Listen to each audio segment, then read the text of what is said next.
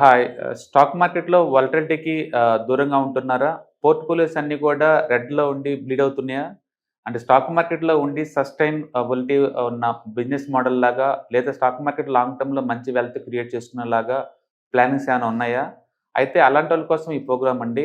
ETFs, index funds and mutual funds. మా stock మార్కెట్‌లో ఉండి కూడా సెక్యూర్ వేలో మనీ మేక్ చేసుకునే పద్ధతి ఏదైనా ఉందంటే రిటైలర్స్‌కి ఈ మూడే అన్నమాట. దీంట్లో కాంప్రహెన్సివ్‌గా మీకు ట్రైనింగ్ అండ్ గైడెన్స్ దొరుకుతుంది. అండ్ వీకెండ్స్‌లో జరిగే ఈ ప్రోగ్రామ్‌లో అటెండ్ అవ్వటం ద్వారా ETFs, index funds and mutual ఫండ్స్‌లో మీ నాలెడ్జ్ పెంచుకోండి. మీ పోర్ట్‌ఫోలియో మీరే మెయింటైన్ చేయటం ద్వారా ఇయర్లీ యావరేజ్ మీద 20-30% మనీ మేక్ చేసుకోండి. All the best. Thank you.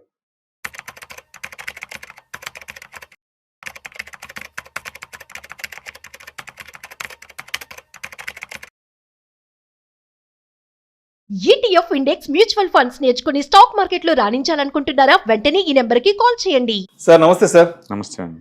Sundara Rao గారు, ఇప్పుడు ఈ వీడియోలో ఒక 2 సినారియోస్ తీసుకుందాం. ఒక అతనేమో సంవత్సరానికి 20 లక్షల రూపాయల ప్యాకేజీతో బాగా సంపాదిస్తున్నాడు, ఏ అనే అతను. బి అనే అతనేమో ఉద్యోగం సద్యోగం లేదు, కానీ ఇంట్లో వాళ్ళు ఇచ్చిన ఆస్తులు మాత్రం పుష్కలంగా ఉన్నాయి, ప్రాపర్టీస్. రైట్. ఇప్పుడు ఏం చేయాలంటే ఈ బి అనే అతనికి ఏదైనా ఒక ప్యాసివ్ ఇన్కమ్ సోర్స్ క్రియేట్ చేసుకొని ఏ ఇన్కమ్ కి సమానంగా ఇతను కూడా ప్యాసివ్ ఇన్కమ్ ద్వారా సంపాదించడానికి వీలవుతుందా? రైట్. యా, మీకు ఆల్రెడీ రెండో అతనికి ఆస్తులు పేరెంట్స్ ఇచ్చినవి ఉన్నాయి కాబట్టి అది ఎంత ఉంది అని దాన్ని పెట్టేసి మనం అడ్వైజ్ చేయొచ్చండి. అండ్ గుర్తుపెట్టుకోండి, ఆస్తులు సంపాదించడం అనేది ఒక మైండ్ సెట్. అది మనకున్న హ్యూమన్స్ యొక్క బిగ్గెస్ట్ అసెట్ ఏంటంటే మన బ్రెయినే. దాన్ని ఎలా వాడుతున్నాం అన్న దాన్ని బట్టేసి నీకు దాని మీద నీకు ఒక ఒపీనియన్ ఫామ్ అవుతుంది అనమాట.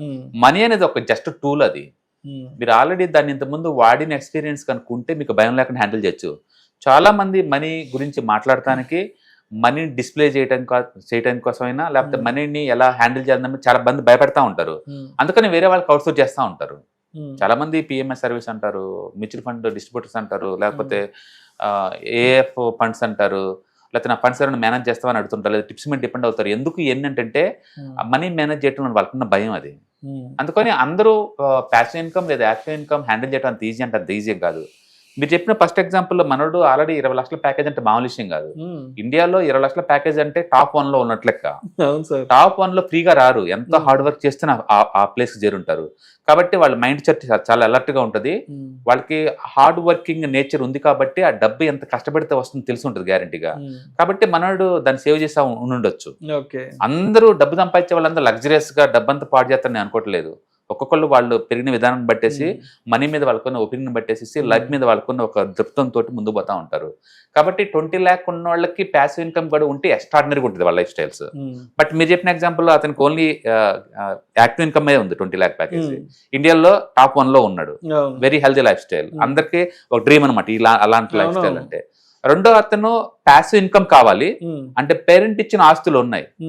మ్యాటర్ ఏంటంటే పేరెంట్ ఇచ్చిన ఆస్తులు ఉన్నాయి కరెక్టే, మనోడు యాటిట్యూడ్ ఏ టైపు అంటే ఒక జోదరియా, లేకపోతే ఒక గాలి తిరుగుతూ ఉంటాడా, లేకపోతే సింపుల్ గా ఏదో ఒక అంటే ఇన్కమ్ లేని ఒక యాక్టివిటీ రన్ చేస్తా ఉన్నాడా. ఫర్ ఎగ్జాంపుల్ ఇన్కమ్ లేని యాక్టివిటీ అనుకుందాం. లైక్ ఫర్ ఎగ్జాంపుల్ మామూలుగా మన జాబులు చూసామనుకోండి, రకరకాల జాబ్స్ ఉంటాయి కదా. హౌస్ కీపింగ్ దగ్గర నుంచి మేనేజ్మెంట్, టాప్ సిఇఓ, ఇట్లా కూడా నార్మల్ ఇన్కమ్ వచ్చే జాబ్ చేస్తున్నాడు అనుకుందాం. ఏదో ఒక జాబ్ తక్కువ ఇన్కమ్ అనుకుందాం. లేదా ఒక పెయింటిస్ట్, ఒక డాన్సరు, లేదా ఒక గార్డెనరు, లేదా ఆ టైప్ ఏదో ఒక యాక్టివిటీలో ఇన్వాల్వ్ అయ్యాడు అనుకోండి, వాళ్ళ మైండ్ సెట్ కూడా డబ్బుతో సంబంధం లేకుండా చాలా యాక్టివ్గా ఉంటుంది, ఎలర్ట్ గా ఉంటుంది. కాబట్టి మనీని ఒక టూల్ లాగా వాడాలంటే లేజీ మైండ్ సెట్ అయి ఉండకూడదు. అది యాక్టివ్ ఇన్కమ్ అయినా ప్యాసివ్ ఇన్కమ్ అయినా సరే, వాళ్ళ మైండ్ సెట్ కొంచెం యాక్టివ్గా ఉంటే అలాంటి వాళ్ళకి ప్యాసివ్ ఇన్కమ్ సెట్ అవుతుంది. ఎగ్జాంపుల్, ఇప్పుడు సెకండ్ వాళ్ళకి పెద్ద ఇన్కమ్ సోర్స్ లేదనుకుందాం, 20 lakh సంపాదించేంత ఇన్కమ్ సోర్స్ లేదనుకుందాం, బట్ వాళ్ళ పేరెంట్స్ ఇచ్చిన ప్యాసివ్ ఇన్కమ్ ఉందనుకుందాం. ఎగ్జాంపుల్, వాళ్ళ పేరెంట్స్ ఇచ్చిన ఒక 2-3 ఇళ్ళు ఉన్నాయి అనుకుందాం సిటీలో ఎగ్జాంపుల్గా. అందులో ఒక ఇల్లు అమ్మితే ఒక 2 కోట్ల 3 కోట్ల అమౌంట్ వచ్చింది అనుకుందాం. ఆ 2 కోట్ల 3 కోట్ల అమౌంట్ తీసుకెళ్ళి, అది లీగల్గా వచ్చిన అమౌంటే కాబట్టి ఏ మ్యూచువల్ ఫండ్లో మనం ఇన్వెస్ట్ చేసామనుకోండి. ఎగ్జాంపుల్, ఈక్విటీ మార్కెట్ అంటే సింగిల్ అసెట్, అది చాలా రిస్కీ. ఎందుకంటే ఈక్విటీ మార్కెట్ పట్టణం స్టార్ట్ అయింది అనుకోండి, మిడ్ టు స్మాల్ మీరు ఎంత డైవర్సిఫై చేసినా సరే విత్ ఇన్ ద సింగిల్ అసెట్టే కదా మొత్తం డౌన్ అవుతాయి. అదే పెరిగింది అనుకోండి అన్ని పెరుగుతాయి ఒకేలాగా. అందుకని మీరు ఈక్విటీలో స్మాల్ క్యాప్ పెట్టినా, మిడ్ క్యాప్ పెట్టినా, ప్లెడ్జ్ క్యాప్ పెట్టినా, ఎన్ని పేర్లు వాడుతున్నా అది సింగిల్ అసెట్ కాబట్టి రిస్క్ ఎక్కువ, రివార్డ్ ఎక్కువ. పోనీ అచ్చం గోల్డ్ తీసుకుందామంటే అది కూడా వాలటిలిటీ ఎక్కువ ఉంటుంది, రిటర్న్స్ మామూలు టైంలో తక్కువ ఉంటుంది. అందుకని బెటర్ అప్రోచ్ ఏంటంటే మల్టీ అసెట్ అలొకేషన్లో పెట్టామనుకోండి, మల్టీ అసెట్ అలొకేషన్ ఫండ్స్లో పెడితే సీజన్తో సంబంధం లేకుండా, హాట్ అసెట్ డల్ అసెట్ సంబంధం లేకుండా ఒక కన్సిస్టెన్సీ ఇన్కమ్ క్రియేట్ చేయొచ్చు. ఒక కన్సిస్టెన్సీ ఇన్కమ్ క్రియేట్ చేసుకోవచ్చు. ఎగ్జాంపుల్ ఇప్పుడు మనోడికి అనుకోండి మల్టీ అసెట్ అలొకేషన్ ఫండ్లో పెట్టామనుకోండి, let's A ICICI pro multi asset allocation fund చాలా మంది ఉంటాయి. నేను ఎగ్జాంపుల్ కింద ఇది తీసుకున్నాను, ఇది దీంట్లో పెట్టాడు అనుకుందాం, 2.5 crore మొత్తం తీసుకొచ్చి దీంట్లో పెట్టాడు అనుకుందాం. ఓకే, మనోడు ఇన్కమ్ ఎంత ఉండాలా, యాక్టివ్ ఇన్కమ్ వచ్చి 20 lakh మ్యాచ్ అవ్వాలి కదా. అందుకని మంత్లీ 1.8 lakh విత్డ్రాల్ పెట్టాం అనుకుందాం. మంత్లీ 8 lakh విత్డ్రాల్ పెట్టేసి నేను ఇక్కడ SWP క్యాలిక్యులేటర్ రన్ చేస్తే 2013లో అతను పెడితే 2.5 lakh, అంటే ఇప్పటి వరకు ఆల్మోస్ట్ 15 years అవుతుంది. ఆల్మోస్ట్ 13 years అవుతుంది. ఈ 13 years లో మనోడు ఆల్రెడీ తీసిన విత్డ్రాల్ చేసిన అమౌంటే 2.5 crore. అంటే పెట్టిన అమౌంట్ ఎంత విత్డ్రా చేశాడు, స్టిల్ 11 crores పెరిగింది ఇంకా డబ్బు. అంటే ప్యాసివ్ ఇన్కమ్ తో కూడా సర్వే వచ్చాను చక్క. అందుకని 20 లక్షల ప్యాకేజ్ గొప్ప ప్యాకేజ్ అంటే 2025లో గొప్ప ప్యాకేజ్ ఏం కాదు. అందుకని మీరు ఉన్న ఆస్తులతో కూడా ప్యాసివ్ ఇన్కమ్ క్రియేట్ చేసుకోవచ్చు. బట్ అది క్రియేట్ చేయాలంటే వాళ్ళకి ఎంతకంత నాలెడ్జ్ ఉండాలి. అందుకని వాళ్ళకి ఫైనాన్షియల్ లిటరసీ కనుకోండి, okay, and active income passive income గురించి ఐడియా కనుకోండి, డబ్బుని ఎలా మేనేజ్ చేయాలని ఐడియా కనుకుంటే యాక్టివ్గా ఉన్న ఒకటే, ప్యాసివ్ ఉన్న ఒకటే. అందుకని అందరూ పరిగెత్తుకుంటూ 9 to 5 డ్యూటీ చేయాల్సిన అవసరం లేదు. ఉన్న ఆస్తుల్ని యాక్టివేట్ చేసి కూడా వాళ్ళు మేనేజ్ చేసుకోవచ్చు. బట్ ఆ టైప్ మైండ్ సెట్ వాళ్ళకు ఉండాలి. అందుకని మనీని టూల్ లాగా వాడే కెపాసిటీ వాళ్ళకు ఉండాలి. అది ఉండాలంటే ఫైనాన్షియల్ లిటరసీ ఎంతకంత తెలిసి ఉండాలి. అందుకని అన్నోన్ పర్సన్ తీసుకొచ్చి అందరినీ మీ ఆస్తులంతా ఇల్లు అమ్ముకోండి, చేలు అమ్ముకోండి, పొలాలు అమ్ముకోండి, మొత్తం దీంట్లో నెట్టండి అలా మనం రికమెండ్ చేయలేము. ఎందుకంటే ఎవరి రిస్క్ వాళ్ళు డిజైన్ చేసుకోవాలి కాబట్టి. బట్ ఉన్నంతలో మనోడికి మల్టీ అసెట్ అలొకేషన్ కాబట్టి రిస్క్ తక్కువ, రివార్డ్ బాగుంది. ఇది కూడా యావరేజ్ మీద 70% దాకా వస్తుంది. ఈవెన్ 12 to 15 వేసుకున్నా సరే that is very good income source. కాబట్టి ప్యాసివ్ ఇన్కమ్ ద్వారా యాక్టివ్ ఇన్కమ్ బీట్ చేయొచ్చు. రెండోది, ఈ ప్యాసివ్ ఇన్కమ్ లైఫ్ టైం తరతరాలు. మనోడి 20 lakh ప్యాకేజ్ ఇంకెంత, ఇంకో 20 years ఉంటది, తర్వాత ఆగిపోద్ది. మధ్యలో లేఫ్ అయినా ఇంకేదైనా జరిగినా ఆగిపోద్ది, ఏదైనా రెసిషన్ వచ్చినా. అవును, అందుకని యాక్టివ్ ఇన్కమ్ ఉన్న వాళ్ళందరూ బెటర్ ఏంటంటే వాటిని ప్యాసివ్ కన్వర్ట్ చేసుకుని ట్రై చేయాలి, చేసుకొని దాని ద్వారా డబ్బులు సంపాదించాలి తప్ప యాక్టివ్ పర్మనెంట్ ఏం కాదు. కాబట్టి అంటే ప్యాసివ్ ఇన్కమ్ వాళ్ళు కనుక ఒక 2.5 crore కనుక అసెట్ కనుక్కుంటే ఈజీగా ఆడుతూ పాడుతూ మనం బీట్ చేయొచ్చు, 20 lakh ప్యాకేజ్ కూడా బీట్ చేయొచ్చు. అందుకని అసెట్స్ ఏదైతే మోర్ ప్రొడక్టివిటీ లేకుండా ఉంటే, మీకు ఫైనాన్షియల్ లిటరసీ కనుకుంటే, మీకు ఆ మ్యూచువల్ ఫండ్స్ గురించి, ఈటీఎఫ్స్ గురించి, ఇండెక్స్ ఫండ్స్ గురించి, లేకపోతే గోల్డ్ గురించి, రియల్ ఎస్టేట్ గురించి ఐడియా కనుకుంటే అసెట్స్ మీరు ప్యాసివ్ కూడా సంపాదించవచ్చు. అందుకని అసెట్స్ సంపాదించడం ఓన్లీ యాక్టివ్ అవ్వాల్సిన అవసరం లేదు. అందుకని చాలా మంది రిచ్ కిడ్స్ అందరూ జాబులు చేయరు. దాని అర్థం వాడు ఖాళీగా ఉంటున్నాడు అని కాదు, వాళ్ళ పేరెంట్స్ ఉన్న ఆస్తుల్ని వాడు ప్యాసివ్ ఇన్కమ్ సంపాదిస్తున్నారు. ప్లాన్ బి ప్లాన్ సి రెడీగా ఉంటుంది. అందుకని ఏజ్ 30 వచ్చే లోపలనే వాళ్ళకి ఒక ప్యాసివ్ ఇన్కమ్ సోర్స్ ఉండాలి ఏదో ఒకటి. యాక్టివ్ ఇన్కమ్ లేనంత మాత్రం మన అన్ఎంప్లాయ్ని సెటైర్లు వేసుకుంటూ కూర్చోడానికి అవసరం లేదు. నాకు కవితలు ఆడటం ఇష్టం అనుకోండి, నేను దాంట్లో బిజీగా ఉంటాను. మా పేరెంట్స్ ఇచ్చిన ఆస్తి నాకుంటే నేను వర్క్ చేయాల్సిన అవసరం అని చెప్పండి. ఎండ్ ఆఫ్ ది నా లైఫ్ స్టైల్ సింపుల్ అనుకోండి, నా నెలకి 20,000 చాలు అనుకోండి, నాకు ఏదైనా ప్యాసివ్ ఇన్కమ్ వచ్చే సోర్స్ ఒకటి ఉంది అనుకోండి, 50,000 వచ్చేది నెలకి, నాకు సరిపోద్ది. నేను కవితలు రాసుకుంటూ కూర్చుంటా జీవితకాలం, నాకు అవసరం లేదు డబ్బు. అందుకని డబ్బు కోసం పని చేయాలనుకోవడం చాలా తప్పు, గతి లేక పని చేస్తున్నాం. అందుకని మనీ ఉంటే దాని అల్టిమేట్ గోల్ ఏంటంటే ఫైనాన్షియల్ ఫ్రీడమ్ కదా, నీకు ఆ ఫ్రీడమ్ ఉండాలి. ఏదో రవీంద్రనాథ్ ఠాగూర్ చెప్తారు, wear the mind without fear అని చెప్పేసి. అట్లా ఫియర్ లేని ప్రపంచంలో మనం సర్వే అవ్వాలంటే అసలు మనీని దగ్గర రానివ్వకూడదు. అలాంటి ప్రపంచం క్రియేట్ చేసుకోవచ్చు. బట్ నువ్వన్న వర్క్ చేయాలా, లేదు నీ పేరెంట్స్ అని వర్క్ చేసి మీకు ఆ అమౌంట్ అనేవాళ్ళ, రెండింటి ఏదో ఒకటి ఉండాలా. అట్లీస్ట్ మన పేరెంట్స్ మనకి ఇవ్వకపోయినా మనకన్నా మనీ గురించి తెలుసు కాబట్టి అట్లీస్ట్ మన కిడ్స్ కోసం అన్నా మనం కొంత ఇన్కమ్ దాచిపెట్టి వాళ్ళకి ప్యాసివ్ ఇన్కమ్ అందించేలా ప్లాన్ చేయాలి. అందుకని బెస్ట్ పేరెంట్ ఎవరు అంటే కిడ్స్ని దేవుడి ఇచ్చిన గిఫ్ట్ అని తీసుకోవటం కాదు, దేవుడు ఇవ్వక ముందే వాళ్ళ ఫ్యూచర్ని డిజైన్ చేసేవాడు, వాడు బెస్ట్ పేరెంట్. అట్లీస్ట్ మంత్లీ 2,000 3,000 పక్కన పెడితే వాడి ఏజ్తో పాటు పెరిగి పెద్ద అవుతాయి. వాడి ఏజ్ 25 వచ్చే లోపల ఒక ₹1 కోటి గిఫ్ట్కి ఇచ్చావనుకోండి, వాడి ప్యాసివ్ ఇన్కమ్తో హ్యాపీ పోతాడు.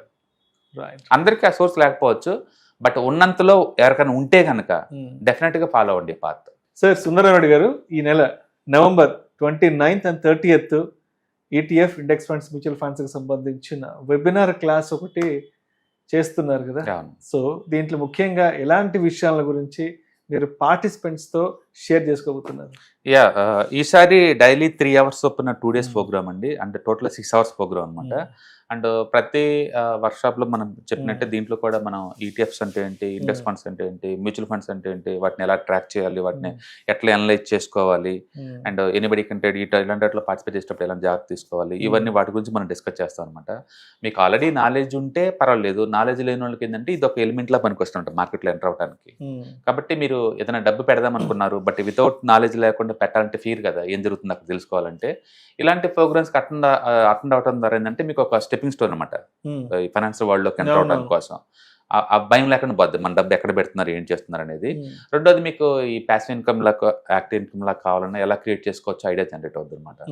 కాబట్టి మన మిగతా వెబినార్ ఏదైతే సిలబస్ కవర్ చేసామో అది దీంట్లో కవర్ చేస్తాం. సో ఇప్పుడు సార్, ఇప్పుడు సెషన్లో అంటే సెషన్ ప్రాసెస్ ఎలా ఉంటుంది అండ్ ఇంటరాక్షన్ ఎలా ఉంటుంది, అంటే మీతో మాట్లాడాలంటే అసలు ఆ సెషన్ ప్రాసెస్ ఎలా ఉంటుంది, ఆ సెషన్ జరుగుతున్నంత సేపు? నో, బేసికల్ గా 1-to-1 లాగా ఎలా చేస్తారు, డౌట్స్ ఏదైనా ఉంటే ప్రతి కాన్సెప్ట్ అయిపోయిన తర్వాత ఏదైనా డౌట్స్ ఉంటే అడగండి అని చెప్తాము. ఎవరికైనా అర్థం కాని ఉంటే వాళ్ళు రైట్ చేస్తుంటారు, ఎందుకంటే వాళ్ళ డౌట్ మిగతా వాళ్ళు కూడా అయి ఉండొచ్చు కదా. కాబట్టి వాళ్ళ క్వశ్చన్స్ ఎలాంటి అయినా సరే మనం ఈవెన్ పర్సనల్ పోర్ట్ఫోలియో సంబంధించిన వాళ్ళు అడుగుతూ ఉంటారు. అండ్ ఆ టైంలో ఏ క్వశ్చన్ అడిగినా సరే ఫినాన్స్ సంబంధించి మనం రిప్లై ఇస్తాం. Not only ETFs, index funds, mutual funds, దేని గురించి అయినా సరే వాళ్ళకి రెలవెన్సీ ఉన్న క్వశ్చన్స్ ఏదైనా అడగచ్చు అనమాట. డౌట్స్ ఏదైనా ఉంటే క్లారిఫై చేసుకోవచ్చు.